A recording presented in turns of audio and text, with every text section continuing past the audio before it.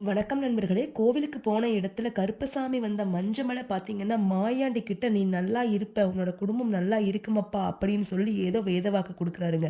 அத பார்த்த உடனே அப்படியே மெய்மறந்து போய் கையெடுத்து கும்பிடுறாங்க நம்ம பூங்கொடி, அழகர் மற்றும் சுத்தி இருக்கிறவங்க அத்தன பேருமே. மாயாண்டி சொல்றாரு, "எனக்கு இது போதும் ஐயா. வேற எதுவும் எனக்கு தேவையில்ல" அப்படின்னு தன்னோட நல்ல உள்ளத்தால சொல்றாரு. ஆனா மஞ்சமலையோட வில்லத்தனம் அதோட நிக்காதுங்க. பொறுத்திருந்து பார்த்தோம் அப்படின்னா, சாமியும் கிடையாது, பூதமும் கிடையாது. நான் சொல்றது எல்லாமே வேத வாக்கும் கிடையாது. ஏதோ ஒண்ணு வந்து சொல்லுச்சுங்கிறதுக்காக நான் இவன் கூட சேர்ந்து இவன் குடும்பத்தோட ஒட்டி உறவாடுவேன்னு மட்டும் கனவுல கூட நினைச்சிடாதடி, அப்படின்னு தன்னோட பொண்டாட்டி கிட்ட சொல்றாருங்க மஞ்சமலை.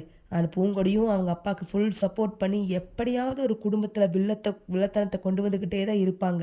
அழகர் மேல என்னடா பழி வரும், எப்படா போடுவோம் அப்படின்னு காத்துக்கிட்டு இருக்காங்க பூங்கொடி.